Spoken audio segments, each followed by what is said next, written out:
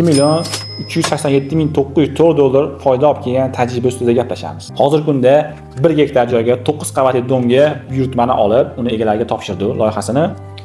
Bundan 5 yil oldin ham xuddi shunaqa domga 1 gektar maydonga 9 qavatga dom loyihalagan ekanmiz.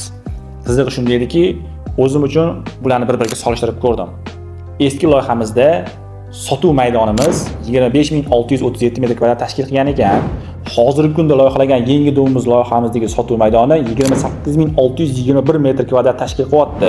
Buning o'rtasidagi farq yangi loyihamizda sotuv maydonimiz eski loyihamizga nisbatan 2984 metr kvadrat ko'p chiqdi.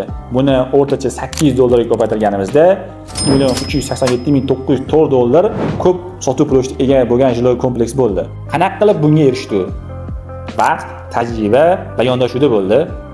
Eski loyihamizda podyezdlarimiz soni 11 ta ekan, hozirgi loyihalangan жилой kompleksimizning podyezdlar soni 7 ta bo'ldi. Qavatlar o'zgarmadi, lekin bitta podyezdga 500 kvadratdan oshmasligini hisobga olib, ya'ni qoida bu, bitta podyezdda agar 500 kvadratdan oshmasa, bittasini bitta lift kifoya qiladi.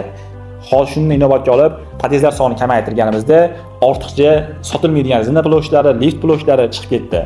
Bu bizga sotuv ploshini oshirishga imkon berdi. Shunaqa katta farqqa erisha oldik. Siz bir loyihaga buyurtma berayotganingizda bilingki, arxitektor tajribasi o'ta muhim. Tajribali arxitektor qimmat bo'lsa ham, lekin uni sizga olib keladigan foydasi uni qimmat narxidan bir necha 10 barobar, balki 100 barobar ko'p foyda olib kelishi mumkin. Ma'lumot foydali bo'ladigan bo'lsa, qurilish qilmoqchi bo'lgan tanishlarga jo'natib qo'yinglar. Arxitektorning tajribasi muhimligini tushunib yetsin.